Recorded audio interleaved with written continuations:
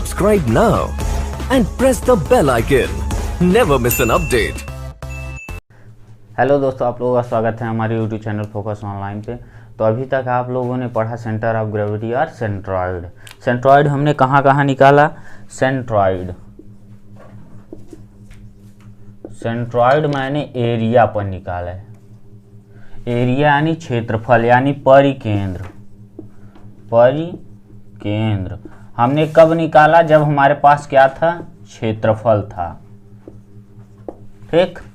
और centre of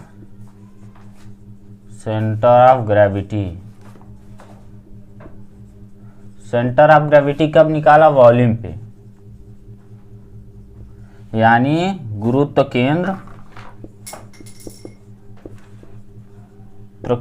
वो आयतन पर।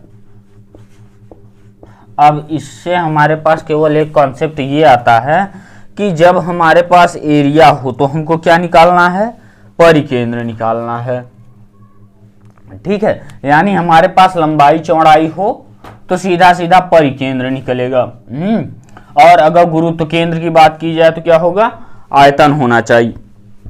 अच्छा, अब परिकेंद्र से आप बात करेंगे कि सर अगर हमारे पास कोई ऐसा सरफेस हो एज लाइक ये, मान लीजिए हमारे पास चतुर्भुज, ठीक, तो हमारा परिकेंद्र क्या होगा? अगर ये वर्ग है तो भाई ये डिस्टेंस जो होगी, अगर ये जितना होगी एज लाइक, तो वही भी तो इतना होगा, क्योंकि ये डिस्टेंस आपका सेम है a और ये डिस्टेंस आपका सेम है।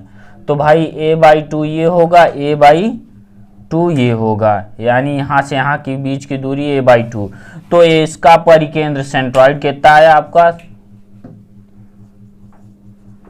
Centroid is equal to a/2 a/2 पे आपका मिल जाएगा सेंट्रॉइड। ठीक।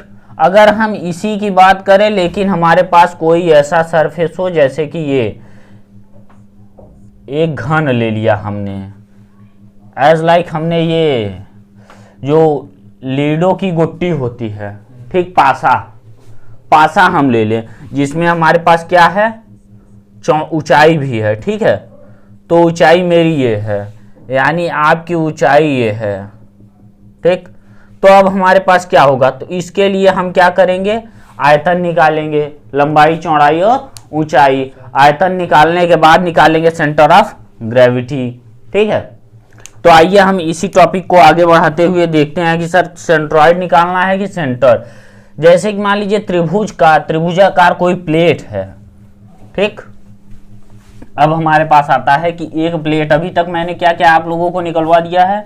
अभी तक मैंने एक परिवृत्त पे निकलवाया था। अगर कोई ऐसा है तो इस पे हमने ये थीटा एंगल मान के, यहाँ से थीटा एंगल AB मैंने माना था, और ये परिवृत्त का ये सेंट्रॉइड क्या था आप लोगों का? यहाँ से आया था 2π/r और x = 0 आ गया था। ओके, तो ये हमारे पास एक पॉइंट आया था। अब इसके बाद हमने क्या निकाला था? कोई अर्धवृत्ताकार प्लेट। ठीक, अर्धवृत्ताकार प्लेट जिसमें हमारे पास ये था। ठीक, अर्धवृत्ताकार प्लेट में हमारा कोई एक, इसे मैंने क्या मान लिया था कि कोई dy डिस्टेंस की, dy चौड़ाई की, इसको हमने क्या माना था? dy चौड़ाई, जिस पे केंद्र कहीं स्थित है सेंटर ऑफ ग्रेविटी कहीं स्थित है। तो इसकी डिस्टेंस हमारे पास क्या थी? और इसके बीच की डिस्टेंस, यानी हमने ये dy माना है, भाई dy हो गया, और हमने इसे y माना था। ठीक, इस पॉइंट से ले तो ये y' हो गया, ये आपका क्या होगा? x।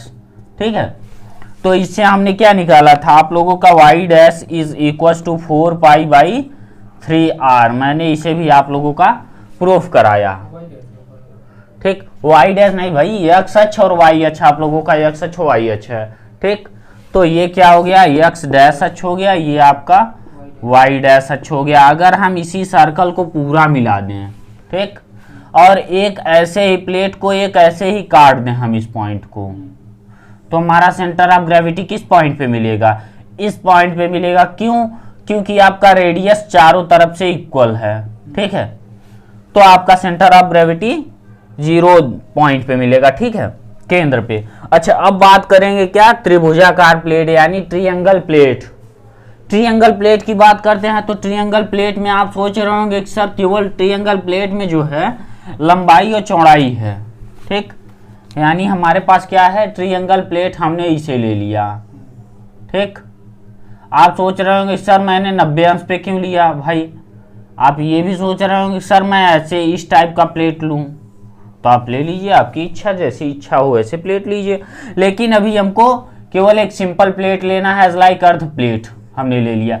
अगर इसको हम मिला दे जो परपेंडिकुलर है तो इस पे 2 प्लेट बन रहा है, 1 प्लेट और 2 प्लेट। तो आइए चलिए पहले एक प्लेट का देखा जाता है, यानी अर्ध त्रिभुजाकार प्लेट, या फिर कह सकते हैं आप समकोण त्रिभुज, ठीक, समकोण त्रिभुजाकार प्लेट में गुरुत्व केंद्र कहाँ होगा, ठीक। अगर हम इसी की बात करते हैं तो हमारे पास एक प्लेट ये है, ठीक, ये हमारे पास एक प्लेट है, यानी त्रिभुजाकार तो है। आप सर कहेंगे कि सर ये तो त्रिभुजाकार है, बट इसमें हम कैसे निकालें, तो हमारे पास सीधा सीधा एक ऑप्शन है, ये परपेंडिकुलर हम डाल सकते हैं यहाँ से, यानी ए बी और सी, हमारे पास एक ये हो गया।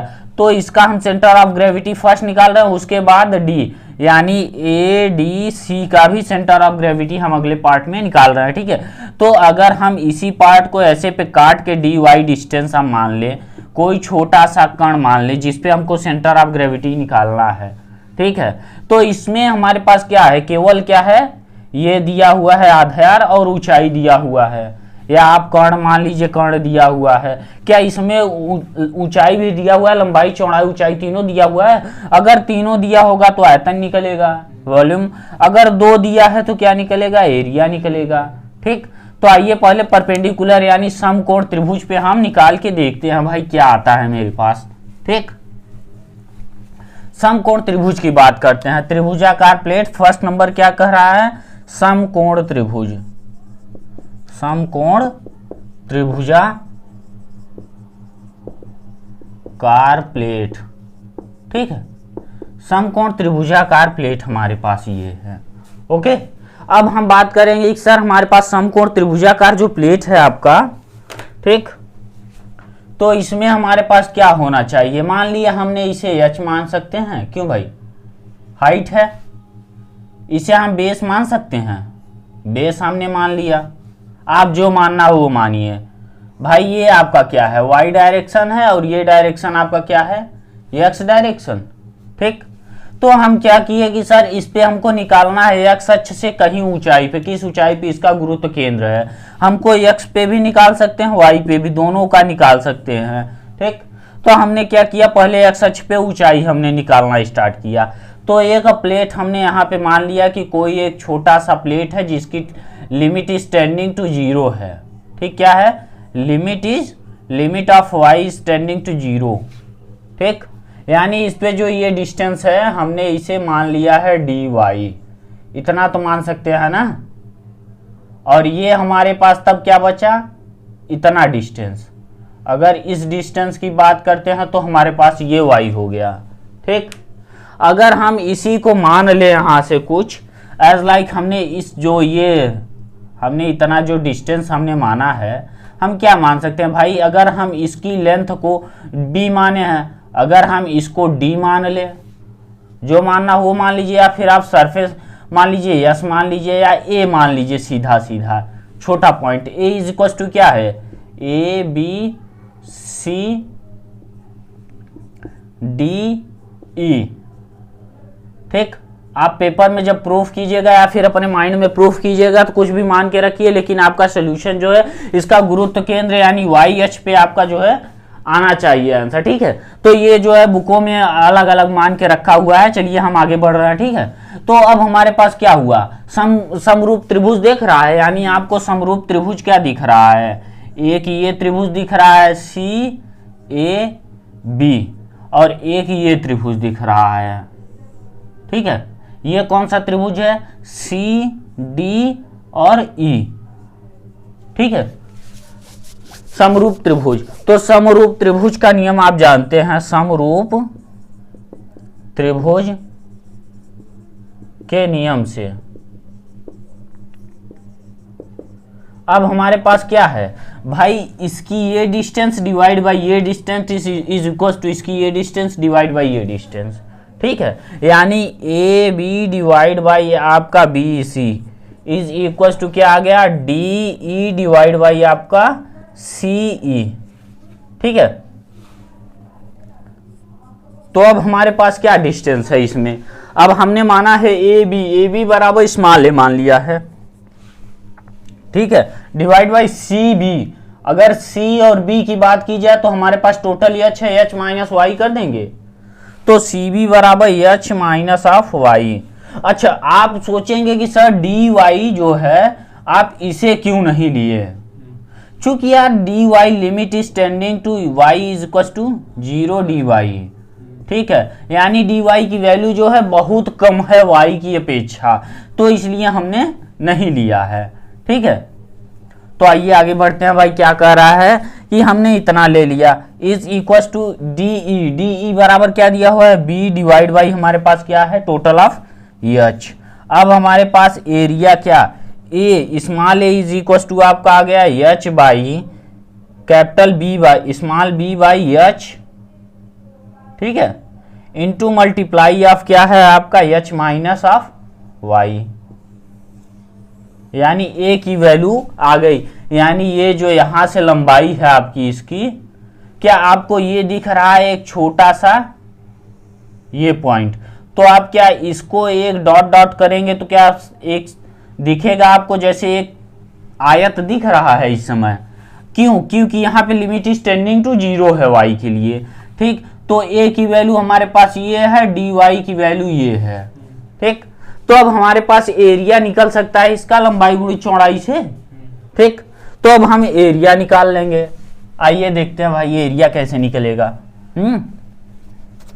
समझ में जहां ना आया कंफ्यूजन हो बोल दीजिए, ठीक। ए की वैल्यू हमारे पास ये है, यानी प्लेट कटे प्लेट के त्रिभुजाकार प्लेट के कटे भाग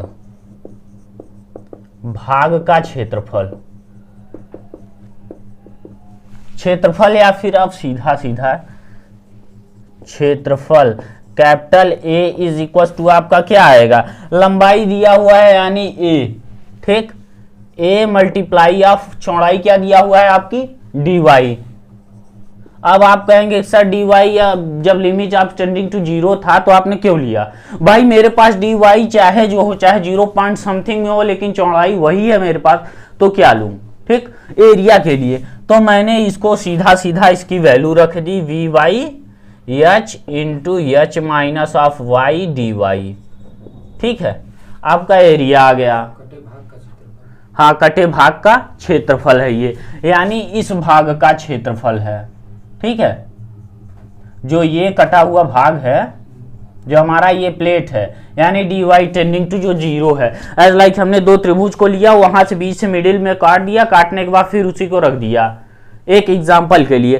तो अगर सेंटर ऑफ ग्रेविटी की बात की जाए तो इस पॉइंट पे, इस पॉइंट पे, इस पॉइंट पे, या फिर अदरवाइज इस पॉइंट पे भी हो सकता है, क्योंकि ये कंफर्म नहीं है भाई कि सेंटर ऑफ ग्रेविटी जो है आपका एक ही पॉइंट पे मिले। आपको एक एग्जांपल के लिए हम बता दें कि 7वें 8वें वीडियो में, 8वें नहीं 12वें वीडियो के आसपास मैंने आप लोगों को ये भी बताया है कि जब कोई एक त्रिभुजाकार कोई प्लेट है, जहां वेरिगेन्स थ्योरम मैंने बताया था कि ये फोर्स लगा, फिर ये फोर्स लगा, फिर ये फोर्स लगा, फिर ये फोर्स लगा, फिर ये फोर्स लगा, ठीक है। तो इसका जो है परिणामी कहाँ मिला था आपको, परिणामी तो कुल मिला के यहाँ मिला था, ठीक। तो इसी प्रकार से इसका भी कोई कंफर्म नहीं है कि इसका परिणामी जो है आपके इसी त्रिभुज के मिडिल में कहीं मिले, ठीक है। यानी आपका यहाँ भी हो सकता है, लेकिन जो भी हो, इस जो हमने ये माना है, ये हमने क्या माना है, 0 से लेकर h के बीच में कहीं माना है, यानी अपर लिमिट क्या है h है, लोअर लिमिट आपका क्या है 0 है, ठीक। और उसके अलावा हमारे पास क्या है कि ये पॉइंट यहाँ हो सकता है, यहाँ हो सकता है, यहाँ हो सकता है, कहीं भी हो सकता है। तो इसके लिए हमने घूर्ण निकाला, ठीक। आघूर्णों का योग क्या बताया गया है, वैरिगेनस थ्योरम में बताया गया है ना, परिणामी के आघूर्णों का योग सभी के घूर्णों के योग के बराबर होता है। ठीक है, तो आइए उसी टॉपिक्स को देखते हैं भाई क्या कह रहा है। अब इस टॉपिक पे हमने देखा तो एरिया हमारे पास है, एरिया है तो यानी क्षेत्रफल है, क्षेत्रफल का मात्रक क्या होता है, मीटर स्क्वायर या इकाई स्क्वायर, इकाई स्क्वायर। ठीक है, अभी मैंने पिछले वीडियो में आप लोगों को प्रूफ किया था कि अगर वॉल्यूम है यानी आयतन है तो आयतन इंटू परपेंडिकुलर डिस्टेंस, ठीक, इज इक्वल टू सेकेंड आयतन इंटू परपेंडिकुलर डिस्टेंस सेकेंड। ठीक, अगर एरिया है तो area multiply of distance is equal to area dash into distance of dash, ये बताया था। अगर फोर्स है या मास है, वॉल्यूम से मास हमने निकाल लिया था, एरिया से क्या निकाला था, वॉल्यूम निकाला था। ठीक, वॉल्यूम निकाल दिया, उसके बाद अब क्या था, into D is equal to M dash of into D, मैंने ये बताया था आप लोगों को। फिर इसके बाद एक पॉइंट मैंने बताया था कि अगर मास के जगह क्या है, वेट, क्यों, एम इंटू जी, दोनों साइड डिस्टेंस मल्टीप्लाई कर दिया, एम इंटू जी, तो अब हमारे पास वेट इंटू डी हो गया इज इक्वल टू क्या हो गया, ये W dash into of G into D. ठीक, डब्ल्यू डैश इंटू डी, हमारे पास ये पॉइंट आ गया था। यानी इसमें से कोई भी हो, वॉल्यूम हो या एरिया हो और मास हो और फोर्स हो, वैरिगेनस थ्योरम इन चारों में सटीक बैठ रहा है। ठीक है, इन चारों लोगों को प्रूफ किया गया। अब ये मैंने पिछले ही वीडियो में आपको प्रूफ करके बताया। तो अब हमारे पास ये टॉपिक्स आया कि sir area is equal to इतना आया, किसका आया, पट्टी का। ठीक, तो पट्टी का एरिया आया इतना। तो अगर बात करते हैं पट्टी के घूर्ण के विषय में, ठीक, और संपूर्ण त्रिभुज के घूर्ण के विषय में, ठीक है, तो अब हमारे पास क्या टॉपिक आता है भाई, गुरुत्व केंद्र के लिए हमारे पास क्या होगा, अगर हमारे पास वाई डैश ये है, यहाँ पे है, इस पॉइंट पे है, क्या ये अपर limit 0, lower limit 0, upper limit H पे है, नहीं है ना। तो हमने सीधा सीधा निकाल लिया त्रिभुज के गुरुत्व केंद्र।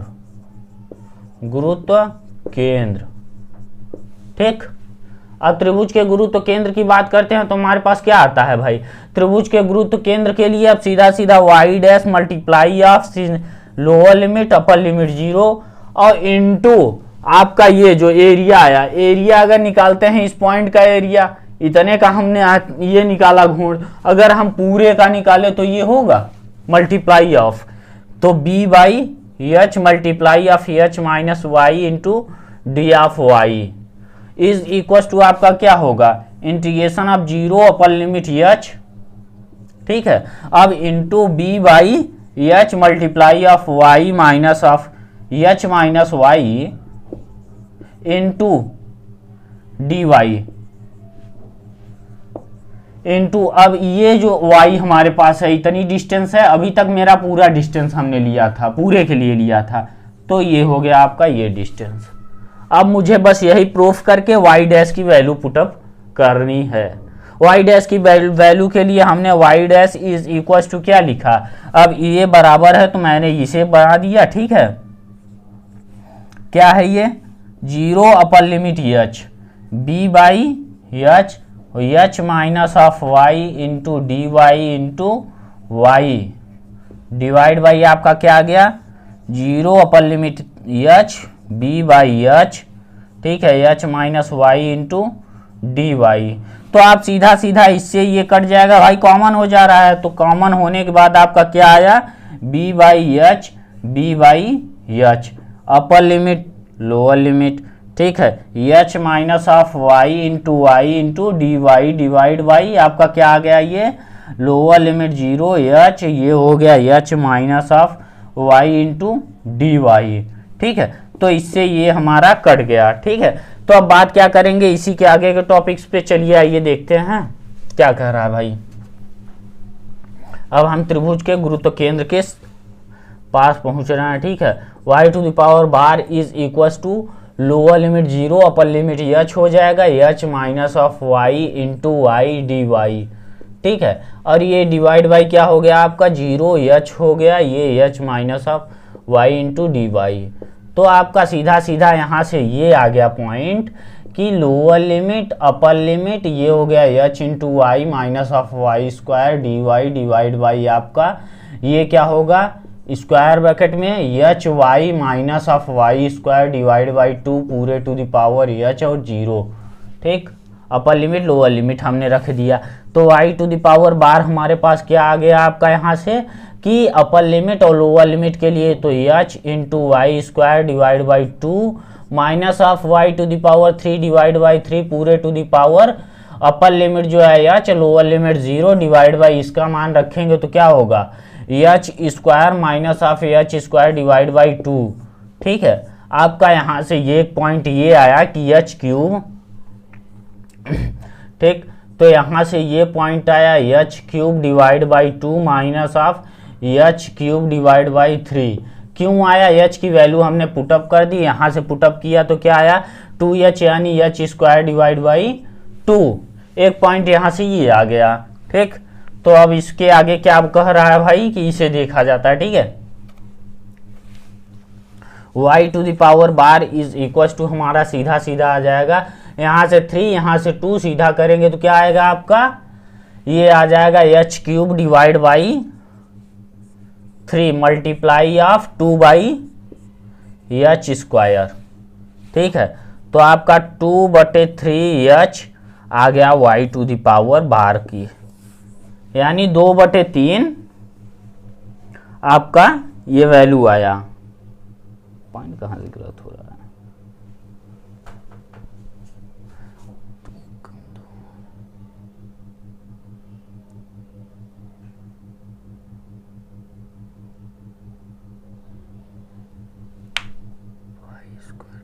वाई स्क्वायर डिवाइड बाई 2 हो जाएगा minus of Y Q divide by 3 h to the power 0। Y की वैल्यू रख दी मैंने, यहाँ से ये आ गया, ये पॉइंट आ गया 0 से इसे रख दिए। ठीक है, वाई टू द पावर 3 1 हो जाएगा, एच क्यू डिवाइड बाई आपका 6 आया, एच क्यू डिवाइड बाई 6 भाई sorry H Q divide by आपका 6 इंटू 2 बाई इतना, तो आपका सीधा सीधा पॉइंट क्या आ रहा है 1/3। ठीक है, यानी ये h से आपका ये कट गया, h बचा 2 3 बचा, तो आपका क्या है h/3। ठीक है, तो ये वैल्यू आ गया y टू द पावर बार बराबर h/3, यानी आपके ये जो टोटल ऊंचाई है इसके थर्ड पे। ठीक है, h/3 पे जो है आपका सेंटर ऑफ ग्रेविटी माना यहाँ पे h/3 है, h/3, तो आपका सेंटर ऑफ ग्रेविटी इस पॉइंट पे है। ओके, तो इसी टाइप से हम x की भी वैल्यू पुटअप कर लेंगे, तो आप पुटअप कर लीजिएगा। ठीक है, इसी टाइप से हम बस इसी फिगर को x पे घुमा देंगे, या फिर x पे नहीं घुमा रहे हैं तो ऐसे इसे काट दीजिएगा, ये आप मान लीजिएगा। डिस्टेंस सेम प्रोसेस है, सेम प्रोसेस के बाद आप पलट दीजिएगा, हो गया। बस ये ध्यान रखिएगा कि ये जो है कहीं भी हो सकता है, इसलिए मैंने अपर लिमिट लोअर लिमिट इस पे नहीं रखा। ठीक, और अगर होता ये इसके अंदर तो हम अपर लिमिट लोअर लिमिट इसे जरूर रखते। ठीक है, तो ये एक पॉइंट हो गया। अब बात क्या करेंगे, ठोस लंब वृत्तीय शंकु। ठीक, तो आइए देखते हैं भाई ठोस लंब वृत्तीय शंकु। अगर आप सर सोच रहे होंगे कि सर मान लीजिए कि ये हमारे पास एक पॉइंट है, अगर ये ना हो के हमारे पास ये पॉइंट होता, ये यानी समकोण त्रिभुज ना होता तो क्या होता भाई, तो भी डिस्टेंस यही है, ऊंचाई यही है, बस ये थोड़ा सा आगे बढ़ जाता, सेम प्रोसेस h/3 पे आपका सेंटर ऑफ ग्रेविटी होता, यानी x अक्ष से h/3 ऊंचाई पर सेंटर ऑफ सेंट्रॉइड यानी परिकेंद्र स्थित होगा h/3। अब हम x से जब निकालेंगे यानी y पे, तो जिस पॉइंट पे आएगा दोनों का डॉट मिला के उस पॉइंट को क्या रखेंगे, सेंट्रॉइड का केंद्र। ठीक, हमने x की वैल्यू निकाल ली, y की वैल्यू निकाल ली, यानी सेंट्रॉइड का केंद्र हमने निकाल लिया, निर्देशांक हमने निकाल लिया। ठीक है, तो अब हम बात करेंगे क्या कि एक लंब वृत्तीय शंकु अगर हो, ठोस लंब वृत्तीय शंकु, ठीक है, क्या होगा, सॉलिड रिजिड सर्कुलर कोन। ठीक, तो आइए देखते हैं सॉलिड रिजिड सर्कुलर कोन की बात करते हैं। ठीक है, तो उस पे हमारा क्या पॉइंट आता है, उस पॉइंट को कैसे हम निकालेंगे। सॉलिड है यानी ठोस है। ठीक, अच्छा शंकु की बात करते हैं तो शंकु में क्या होगा भाई, आपकी लंबाई चौड़ाई और ऊंचाई दोनों होगी। क्यों होगी? सॉलिड है। ठीक, तो सॉलिड रिजिड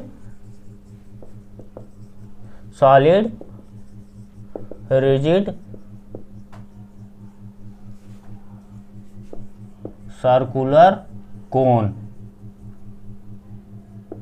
ठीक है, आगे ठोस लंबवृत्तीय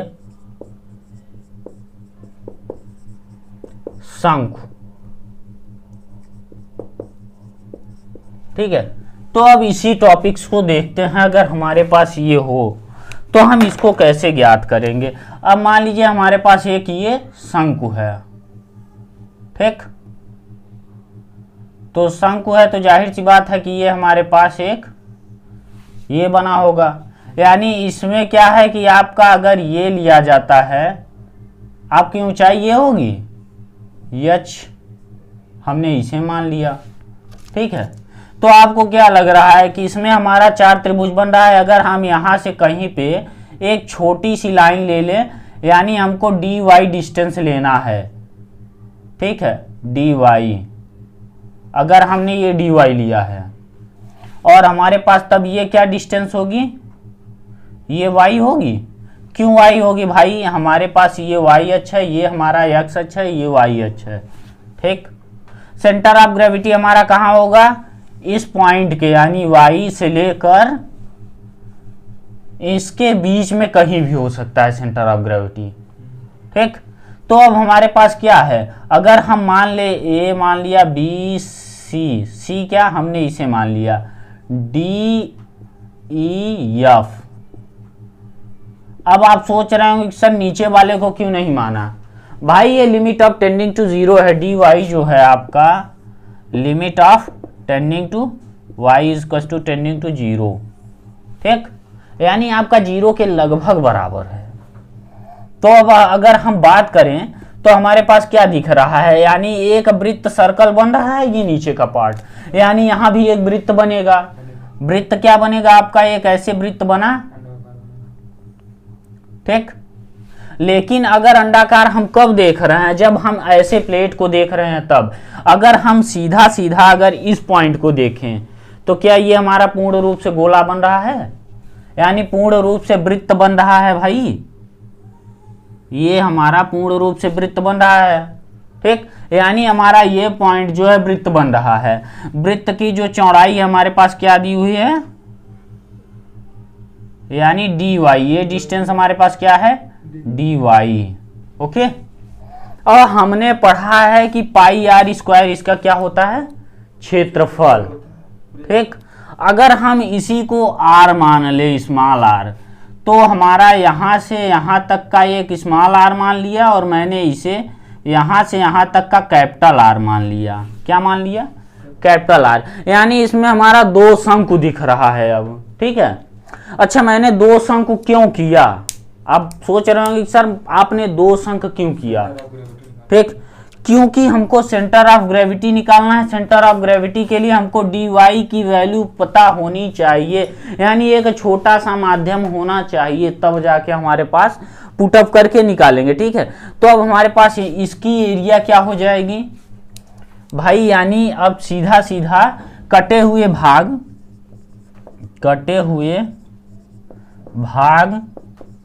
का क्षेत्रफल बराबर क्या हो, पाई आर स्क्वायर होता है।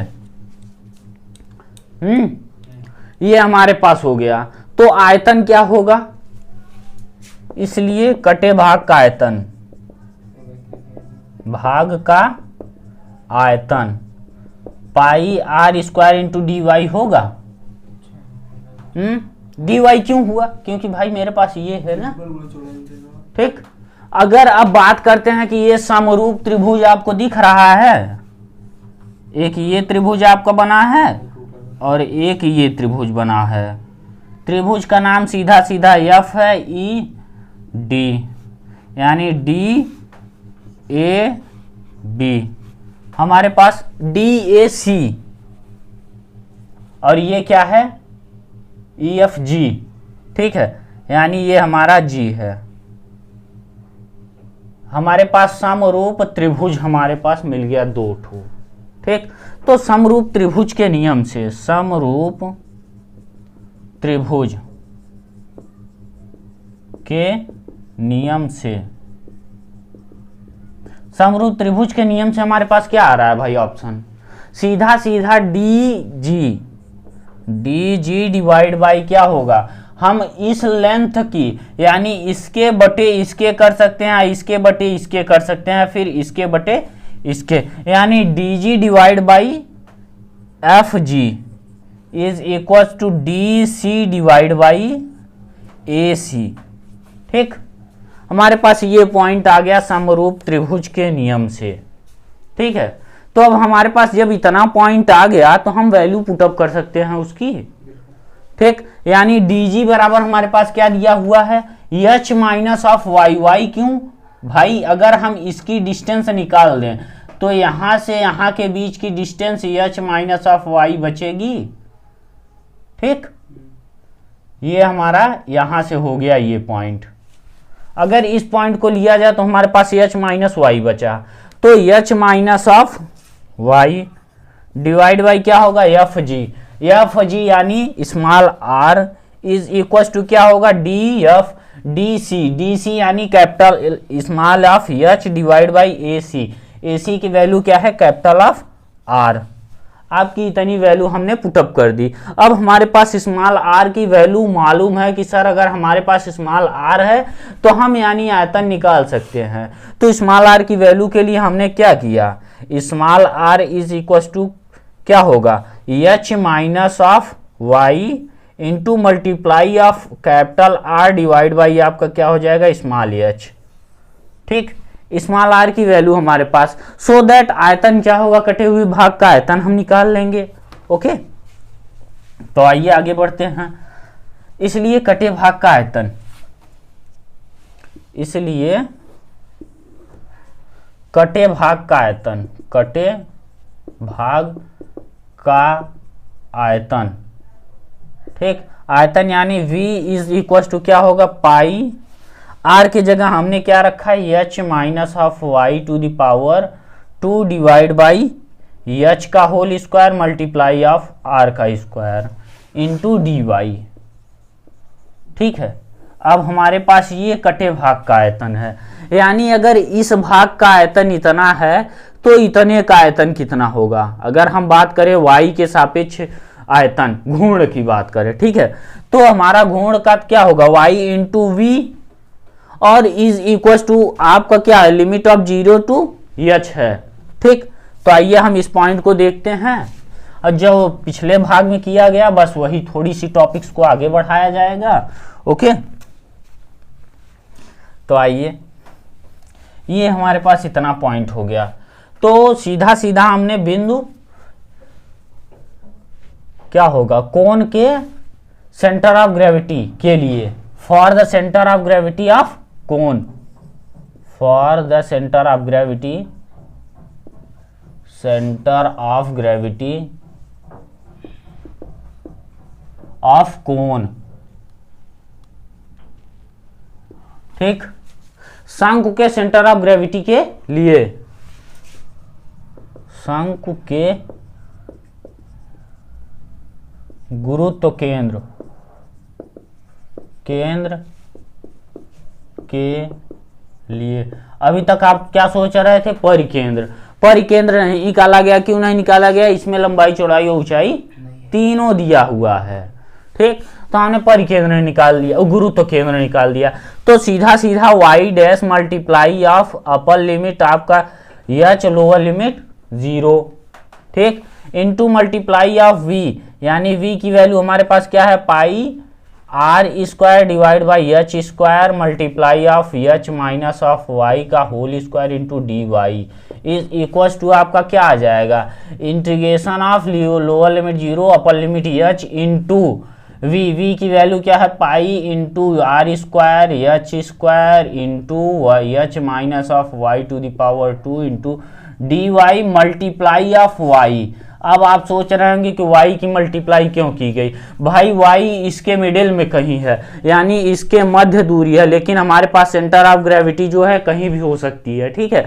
तो इसलिए अपर limit lower limit centre of gravity यानी y डैश पे काम नहीं किया, ठीक है। तो आइए बस इसी टॉपिक को हल करेंगे और centre of gravity y dash की वैल्यू हमको पुट ऑफ करना है, ओके। आपको क्वेश्चन दे देगा शंकु के गुरुत्व केंद्र ज्ञात कीजिए, सीधा सीधा आपको पेपर में यही देगा कि शंकु के गुरुत्व केंद्र ज्ञात कीजिए। शंकु का गुरुत्व केंद्र क्या होता है, अगर ऑब्जेक्टिव एज लाइक ऑब्जेक्टिव पूछ लिया तो यही पूछेगा शंकु के गुरुत्व केंद्र क्या होंगे, ठीक। जैसे कि मैंने अभी अभी आप लोगों को त्रिभुज बताया, तो सीधा सीधा बोल देगा त्रिभुज का गुरुत्व केंद्र कहाँ होगा, गुरुत्व केंद्र, यानी क्वेश्चन सीधा पूछेगा कि क्या होगा, त्रिभुज का गुरुत्व केंद्र x अक्ष से कितनी दूरी पे होगा,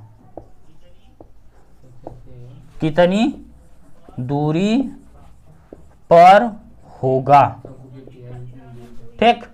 तो सीधा सीधा अगर कोई x अक्ष से y अक्ष में रखा हुआ है, ठीक, त्रिभुज, तो हमारे पास y dash is equal to क्या आ जाएगा, h/3।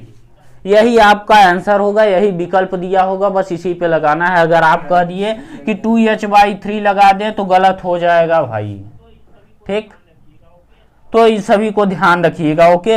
एज लाइक अर्धवृत्ताकार, अगर सॉलिड प्लेट है, अर्धवृत्ताकार प्लेट है, तो उसका मैंने क्या बताया था, 3/4 पाई बाई 3/4 और 4/3 r/पाई, ये हमने बताया था अर्धवृत्ताकार, अभी तक मैंने बताया आप लोगों को। तो आइए हम इस टॉपिक को भी देख के लिए मैंने बताया कि सेंटर ऑफ ग्रेविटी आपका क्या होगा, y⁻h/3। अगर ये त्रिभुज दिया हुआ है, यही आपसे ऐसे ही इसी टाइप से क्वेश्चन पूछेगा, ठीक, समझ रहे हैं ना आप। तो अगर इसके लिए अगर शंकु का पूछ लिया तो क्या करेंगे आप, शंकु, भाई ये मेरे पास शंकु है ना कि ये त्रिभुज है, ठीक है, ये मेरा एक शंकु है, समझ रहे हैं। तो अब हमको इसकी वैल्यू ज्ञात करनी है, कैसे किया जाए भाई, बस यही पॉइंट था तो मैंने ये रखा। अब अपर लिमिट लोअर लिमिट लेने का मैंने रीज़न बता दिया, क्यों, लोअर लिमिट यानी यहाँ 0 से लेकर हाई पॉइंट यानी h पर शंकु बना हुआ है, तो मैंने इसे ले लिया, ठीक। तो ये y⁻ बाहर की जगह हमने क्या रखा यहाँ पे। अब हम यहाँ से ये कॉमन कर सकते हैं, πr²/h, πr²/h² मैंने कॉमन कर लिया, तो क्या बचा, h−y⁻2 into y into dy divide by आपका क्या आ जाएगा, यहाँ से πr²/h मैंने इसे कॉमन कर लिया, h², ठीक। और ये क्या बचा, integration of lower limit 0 upper limit h, ठीक है, h−y⁻2 इंटू dy मेरे पास ये, तो इससे ये पूरा कट गया। अब हम सीधा सीधा निकाल सकते हैं 0h, अब कोष्ठक में h² plus of y² minus of 2hy into dy into of y divide by आपका क्या होगा, 0h² plus of h² minus of 2hy into dy, आपका ये वैल्यू आ गया, ठीक। तो अब हमारे पास y⁻ बार के लिए क्या बचा है, यहाँ पे हम सीधा सीधा लिख सकते हैं 0h समाकलन करना है, और क्या, h² plus of y² y³ कर दिया जाएगा, क्यों, multiply of y minus of 2h into y² पूरे का dy हमको निकालना है, डिवाइड बाई इसका क्या होगा भाई, h² into of y plus of y⁻3/3 minus of 2h² divide by 2। अब अपर लिमिट h लोअर लिमिट 0, मेरे पास ये पॉइंट है, ठीक है। r बराबर मेरा यहाँ से निकला था, क्यों, समरूप त्रिभुज के अकॉर्डिंग, ठीक, समरूप त्रिभुज के अकॉर्डिंग, यानी r की जो वैल्यू यहाँ से ये है, ये वैल्यू यहाँ से ये है, ठीक। आप ये मत समझिएगा कि पूरे की वैल्यू मैंने ली है, ठीक। तो ये हो गया, r की वैल्यू निकाली, a की निकाली और a से मैंने रख दिया, सीधा सीधा ये आंसर, हमारे पास इतना ऑप्शन आ गया। अब हमको क्या करना है, हाँ, फिगर के विषय में क्या लिखना है भाई कि सम जब कोण दिया हुआ है यानी शंकु दिया हुआ है, ठीक। तो शंकु दिया है, मैंने माना शंकु का प्लेट जो मैंने कटे हुए भाग की त्रिज्या क्या मान ली, आर मान ली, और पूरे शंकु की त्रिज्या कैपिटल आर मान ली, पूरे शंकु की ऊंचाई एच मान ली, ठीक। और कटे हुए भाग की ऊंचाई एक्स से क्या मान ली मैंने, वाई मान ली। और इस संपूर्ण का जो सेंटर ऑफ ग्रेविटी का केंद्र है वाई डैश मान लिया मैंने, और इसका एक्स डैश मान लिया एक्स अक्ष पे, ठीक। तो अब हमारे पास ये वैल्यू आ गई, बाकी आप नामकरण कर सकते हैं ए बी सी डी जो भी आपको रखना है चारों पॉइंट पूरे पे, ठीक। अब वाई डैश बराबर हमने ये रख दिया, तो y dash is equal to हमारा क्या आ गया, अपर लिमिट लोअर लिमिट, क्या ये भाई सेंटर ऑफ ग्रेविटी का केंद्र है वाई पे, ठीक। परिणामी का ये आप सेंटर ऑफ ग्रेविटी यानी आपका क्या है, परिणामी है। तो वाई डैश और इंटू एक्स डैश का मान ये क्या है, आपका सेंटर ऑफ ग्रेविटी का ये है केंद्र। तो हमने परिणामी माना, परिणामी के अकॉर्डिंग हमने वेरिएंस थ्योरम को लगाया, उसके बाद ये प्रूफ कर दिया। अब यहाँ से मेरे पास क्या है, H upper limit lower limit क्या है 0, एच स्क्वायर इतना। अब वैल्यू मैंने यहाँ से पुटअप कर दिया, जब पुटअप किया तो क्या आया एच स्क्वायर, तो h square y square divide by 2 plus of y to the power 4 divide by 4 minus of 2h y cube divide by cube पूरे टू द पावर क्या है, lower limit 0 upper limit h, ठीक, y to the power 12। अच्छा मैंने ये बराबर बराबर क्यों लगाया, क्योंकि ये जब भी लगता है आपके सीध में लगता है, ठीक है।